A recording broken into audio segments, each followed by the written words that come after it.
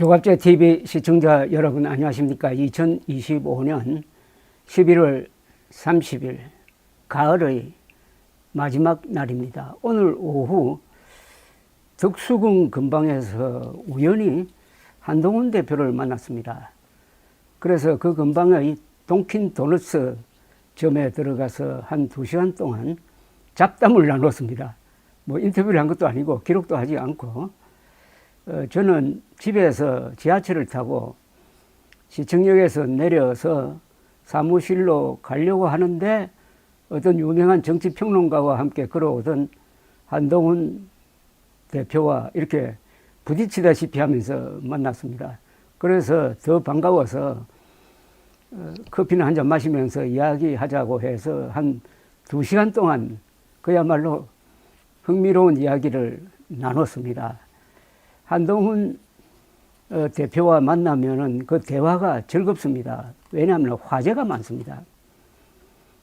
화제가 많은 이유는 이분이 검사생활 장관 그리고 여당 대표 등을 하면서 여러 가지 사건들을 많이 만났으니까 이야기거리가 많을 수밖에 없고, 지금은 한국 정치판의 항상 그 중심에서 이슈를 만들고 뉴스를 만들고 있습니다. 그리고 그 바탕이 되는 것이 한동훈 전 대표의 호기심입니다.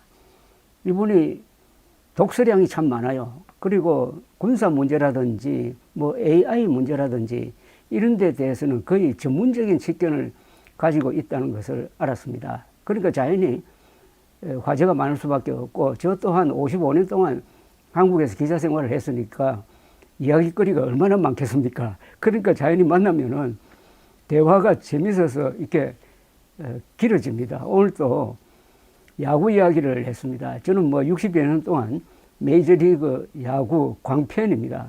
그런데 한동훈 대표도 야구에 관심이 많아서 오늘은 윌리 메이즈 선수 이야기를 했습니다. AI를 검색을 해보니까 한국전에 참전한 미국의 유명한 야구 선수 중에서 테드 윌리엄즈만 있는 줄 알았더니 윌리 메이스도 나오더라, 이렇게 이야기를 했습니다. 테드 윌리엄즈는 미국에서 타자의 신입니다. 이분은 어떻게 보면 베이브 루스를 능가하는 천재적인 타격 왕이었습니다. 마지막 살 타자입니다. 보스턴 레드삭스에서 뛰었습니다. 근데 전성기에 한 5년은 2차 세계대전 그리고 한국전에서 근무를 했는데, 특히 한국전에서는 전투기 조종사로 근무를 해가지고 여러 번 북한 지역을 폭격한 베테랑이었습니다. 그래서 테드 윌리엄즈의 한국전 복무는 잘 알려져 있습니다. 그런데 한동훈 대표가 찾아보니까 윌리 메이즈도 한국전에 참전했다고 이야기하는 것이었습니다. 윌리 메이저 또한 역대 미국 메이저리그 선수 중에서 랭킹을 내면 1위 아니면 2위로 꼽히는 선수입니다. 마지막은 샌프란시스코 자이언트에서 선수 생활을 마감을 했는데, 저도 60년대부터 윌리 메이저를 참 좋아를 했습니다. 근데 윌리 메이저는 다만 1952년에서 54년 동안 미국 육군에서 근무를 했는데, 한국전 기간에 근무를 했는데 한국 전선에는 파견되지 않았습니다. 그러나 보통 그 전쟁 기간에 근무를 하면은 한국전에 뭐 투입됐다 이렇게는 볼 수는 없지만은 간접적으로 뭐 참전한 사람이다 이렇게 볼 수는 있겠죠. 그리고 자연히 12.3 비상계엄 이야기가 나왔습니다. 12.3 비상계엄은 아직도 기억이 상상합니다. 그날 밤 10시 조금 넘어서 윤석열의 비상계엄 선포가 있자마자 거의 동시간대에 텔레비전 자막으로 한동훈 비상계엄은 잘못된 것, 불법이다. 국민과 함께 막겠다. 국회로 가겠다. 공무원들은 불법한 명령에 부역하지 마라 하는 메시지를 내보냈습니다. 정광석화와 같은 대응이었습니다. 제가 그 순간 이 계엄은 실패한다. 오늘 밤 안으로 국회의 계엄 해제 결의가 통과될 것이다. 이렇게 생각하고 바로 저도 실시간으로 동영상을 올렸던 그 사건에 대해서 이야기를 하면서 한동훈 전 대표는 좀 걱정을 하고 있었습니다. 지금 국민의힘, 장동혁 체제의 국민의힘이 이 12.3 비상계엄 1주년을 맞아서 대응을 좀 잘못하고 있다 하는 걱정이었고, 저도 같은 생각이었습니다. 특히 하필 이런 타이밍을 잡아가지고 이른바 당원 게시판 사건에 대해서 당무감사를 한다? 그 표적이 한동훈 대표임은 분명한데, 여기에 대해서 한동훈 대표는 이게 지금 어떻게 보면 역행하는 거다. 이 시세의 흐름을 역행하는 것이다 하고 점잖게 간단하게 그냥 대응을 하고 말았는데, 이 문제에 대해서 본질적인 의문을 한동훈 대표는 제기하고 있었습니다. 그 당원 게시판이란 것은 비밀이 보장되는 것이고, 그것은 공개할 수가 없고, 공개하는 사람이 오히려 범죄를 저지르게 되는 것이고, 그 논란되고 있는 내용은 한동훈 대표가 직접 관련된 건 아닌데, 다만 그 내용이 윤석열, 김건희 두 사람을 비판하는 내용인데, 지금 이미 두 사람이 구속되어 가지고 재판을 받고 있는데, 윤석열, 김건희를 비판한 내용 가지고 지금 국힘당 당권파가 문제를 삼아 가지고 그 비판한 사람을 징계하겠다고 하면은 이게 도대체 국민이 납득을 하겠느냐 라는 이야기였습니다. 그래서 이것도 악수를 두고 있다는데, 저도 같은 의견으로 맞았습니다. 그리고 자연히 지금 국힘당이 보여주는 극우적 행태가 내년 지방선거에 어떤 영향을 끼치겠느냐 하는 쪽으로 이야기가 돌아갔는데, 저와 한동훈 대표의 합치된 의견은 극우 세력이라 하면 두 가지 성격이 있습니다. 윤석열의 불법계엄을 옹호하고 윤석열이 퍼뜨린 부정선거 음모론에 편성하는 사람들인데, 이 세력이 시간이 갈수록 약화될 것이다. 그런데 약화될수록 국민의힘 당권파는 더 극단화되어 가지고 여러 가지 실수를 저지를 수가 있다. 과연 이건 제 생각이었습니다만, 장동혁 체제가 내년 지방선거까지 유지될 수 있느냐 하는 것도 의문스럽다 등등의 이야기를 했습니다. 그리고 며칠 전에 우리 감사원이 의료 대란을 일으킨 의과대학 정원 2,000명에 대한 감사 보고서를 발표를 했습니다. 그 요지는 2,000명은 과학적 근거가 없다. 의사가 부족하다고 이야기했지만 그것도 근거가 확실치 않다. 이것은 윤석열의 머릿속에서 나왔다. 그래서 2,000명을 고집하는 바람에 그 주변에서 아무도 말리지 않고 이걸 그대로 밀어붙이다가 결국 보수의 핵심 중에 핵심인 의사표가 달아나고 말았다. 이게 수도권에 큰 영향을 끼쳐서 총선 참패의 원인이 되었다 하는 것을 보여주는 감사보고서가 나왔습니다. 여기에 대해서 한동훈 대표는 당시 비대위원장으로서 국힘당의 총선 전략을 지휘하고 있었는데, 한동훈 전 대표도 저와 같은 생각이었지만은 이 의료 대란이 총선 참패의 가장 큰 원인이었다라고 이야기를 했습니다. 특히 작년 4월 1일 약 1시간에 걸쳐서 윤석열 대통령이 대국민 특별 담화를 발표를 했습니다. 그런데 이 1시간의 이야기가 들어보면은 지금 이제 사실이 밝혀진 감사원 보고서가 난 입장에서 발표보면 거의 다 거짓말입니다. 과학적 근거가 있다. 그리고 2,000명 문제를 가지고 의료계와 충분히 토의를 했다. 이거 다 거짓말로 밝혀졌습니다. 그런데 그 1시간 동안 그런 이야기만 늘어놓으니까 이게 여론에 나쁜 영향을 끼쳐가지고 총선 참패의 원인이 되었다. 그러면서 한동훈 전 대표는 정부 여당 안에서 체중을 실어가지고 이건 안 됩니다라고 한 사람이 없었다.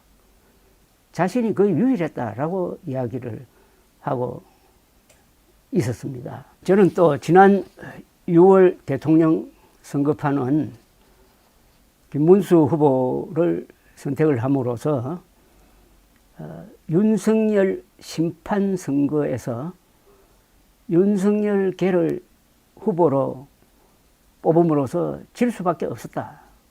그런데 내년 지방선거는 이대로 가면은 윤의계인 세력 심판 선거가 될 터인데 장동혁 체제가 앞으로 경선을 통해서 후보자를 선택할 때 지금 50대 50으로 되어 있는 당심과 민심 그 비율을 당심 70%, 민심 30%로 바꿔가지고 강경한 또는 극우적인 당원들의 입김이 더 많이 반영되도록 한다는 이 계획에 대해서도 한동훈 대표는 상당히 우려를 표시하고 있었습니다. 이대로 가면은 내년 지방선거가 한 번 더 국민의힘에 치명타를 가할 수가 있을 것이다. 그러면은 내년 지방선거를 놓고 한동훈 전 대표는 어떤 활동 공간을 확보할 수 있을 것이냐에 대해서 이런저런 이야기가 있었는데 한동훈 전 대표는 앞으로 상황이 많이 바뀔 것이다. 는 이야기를 하면서 자신은 어쨌든 국민의힘을 돕는 입장에서 그 역할을 찾을 것이다 라고 이야기를 했습니다. 지금 정부 여당은 12월 3일 계엄 1주년을 맞아서 한층 더 윤의계인 세력, 즉 국힘당을 몰아세우는 쪽으로 총력을 다할 것이고 그 중요한 어떤 포인트에 추경호 당시 원내대표에 대한 구속영장이 기각되느냐 아니면은 발부되느냐가 중요하다는 점을 이야기를 했습니다. 그런데 기각되든 발부되든 그 결과는 국민의힘에 불리하게 작용할 것이다. 만약 기각이 되면은 민주당 세력과 상당한 수의 진보 중도 세력은 오히려 내란 세력을 확실히 정리해야 되겠다는 식으로 힘을 모을 것이고 이 점에서 오히려 국힘당이 더 코너로 몰릴 수가 있다. 만약 영장이 발부되면은 이제는 민주당은 국힘당을 내란 정당으로 몰아서 해산 드라이브를 걸 가능성도 있다. 이 점에 대해서 장동혁의 국민의힘이 아주 슬기롭게 대처해야 되는데 기각되면은 오히려 국민의힘이 더 위기에 몰릴 수도 있는데 기각되면은 그걸 호기로 삼아서 반전시킬 수 있다고 좀 잘못 계산하고 있는 것이냐 아니냐 하는 이야기도 했습니다.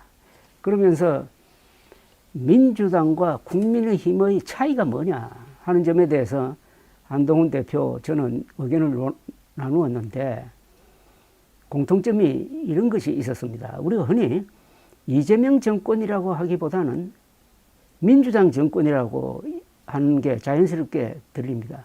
그러나 윤석열 정권이라고 하지 국민의힘 정권이란 말은 하지 않았습니다. 뭐냐 하면은 이게 이 보수정당과 좌파정당의 근본적인 차이인데 보수정당은 이 밑에 조직이 허약하고 하니까 대통령 한 사람에 의해서 휘둘린다.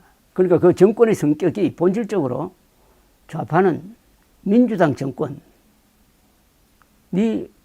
주인공이고 어떻게 보면 대통령도 하나의 손님이다. 거쳐가는 손님이다. 볼 수가 있는데 이 국민의힘의 경우에는 대통령 한 사람의 영향력이 크고 그걸 견제할 수가 없으므로 박근혜 정권, 윤석열 정권 이렇게 부른다는 겁니다. 그 차이는 대단한 차이이라는 거죠. 그런데 민주당을 구성하는 그 하부 조직으로 들어가면은 아주 막강한 조직력을 갖춘 집단이 여러 개가 있습니다. 이 사람들은 정권이 바뀌더라도 자신의 생태계를 유지할 수 있는 힘을 갖고 있고 이 사람들의 어떤 의견을 중앙당이 반영할 수밖에 없는 구조를 가지고 있는데, 국민의힘은 윤석열 정권의 파멸 과정을 보면은 윤석열이 잘못하는 것을 국민의힘이 견제를 하지 못하고, 그러니까 윤석열이나 박근혜 같은 사람이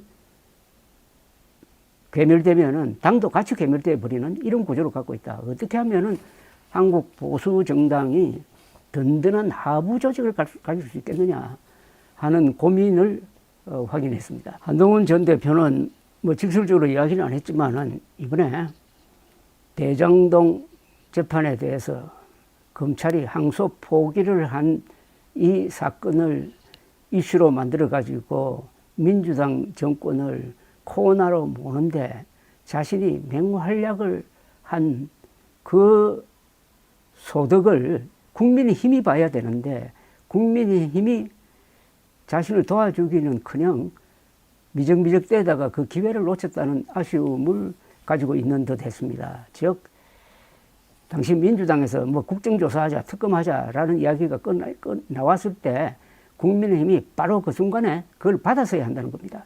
물론 그들의 표적은 스스로 뭐 항명했다고 자기들이 이름 붙인 그 검사들을 혼내는 쪽으로 국정조사나 특검을 하더라도 어차피 그것을 밝혀내려면은 이 아주 이례적인 항소 포기에 대해서 조사가 들어가지 않을 수 없기 때문에 그것은 받았어야 하는데 그걸 이제 놓쳐버렸다는 점을 아쉽게 생각하고 있었습니다. 한동훈 대표는 워낙 실무에 밝은 사람입니다. 이게 실력이죠. 디테일에 밝아야 실력을 발휘할 수가 있습니다. 그 실력이 발휘 된 게 론스타 재판이죠. 론스타가 국제 분쟁 소송을 걸었다가 40억 달러 이상의 손해배상을 청구를 했다가 결국 한 푼도 못 받게 된 데는 바로 한동훈 검사, 한동훈 장관의 실력, 세부 사항에 대한 정확한 파악이 있었기 때문입니다. 그래서 이분이 말하는 이 이재명의 사법 리스크에 대한 해설은 매우 이해하기가 좋은데, 그는 이런 표현을 했습니다. 이재명의 사법 리스크는 절대 끝나지 않았다. 끝날 수도 없다. 그런 이런 비유를 했습니다. 지난 5월 1일 대법원이 이재명 후보의 공직선거법 위반 사건에 대해서 유죄 취지의 파기환송을 한 것 자체가 일단 이재명을 향해서 화살을 쏜 것이다. 그런데 그 화살은 지금도 계속 날아가고 있다. 다만 권력의 힘으로 막고 있지만은 그는 언젠가는 마치고 떨어져야 되는 그런 구조다. 그러니까 이재명 대통령이 신경 쓰지 않을 수가 없다. 혹자는 파기환송을 재판하던 그 고등법원이 헌법 제84조를 인용을 해가지고 재임기간 중에는 재판이 중단된다는 해석을 했지만은 그것은 별 의미가 없다는 겁니다. 왜냐? 그건 고등법원의 판단이므로 이것은 대법원이 판단하면 얼마든지 그걸 뒤집을 수 있고, 쉽게 말하면 언제든지 재판은 재개할 수 있다. 그러니까 민주당과 이재명 대통령은 초조해지지 않을 수 없다는 해설을 하면서 이재명, 정청래 두 사람 사이의 이 어떤 힘겨루기는 이미 시작되었고, 이 국민의힘과는 달리 민주당에서는 정청래 대표의 영향력이 만만치 않으므로 그게 쉽게 정리될 사안은 아니고, 이재명 대통령도 결국 정청래 대표를 무시할 수 없는 그런 관계 속에서 그 갈등이 진행될 것이다. 이렇게 이야기를 했습니다. 한동훈 대표와 제가 또 일치한 점은 내년 지방선거에 임하는 국민의힘이 장동혁 이 당권파가 계속 이 실수를 할 경우에 국민의힘이란 그 브랜드가 약해진다. 브랜드 파워가 약해진다. 그러면 국민의힘이라는 이게 간판이 되는 것이 아니라 오히려 부담이 될 수가 있다. 그렇게 되면은 내년 지방선거에서 크게 지는 수가 있다 하는 그런 어떤 비관적 예측을 하기도 했습니다. AI 이야기도 나왔는데 한동훈 대표는 이 어떤 기술적인 문제에 대해서도 참 밝았는데 전에도 만날 때마다 이 AI의 중요성을 이야기를 했습니다. 그러면서 자신이 AI를 활용을 할 때 그 한국어로 물었을 때의 답과 영어로 물었을 때의 답이 다르다. 그만큼 영어로 된 데이터베이스가 크고 잘 되어 있다는 거죠.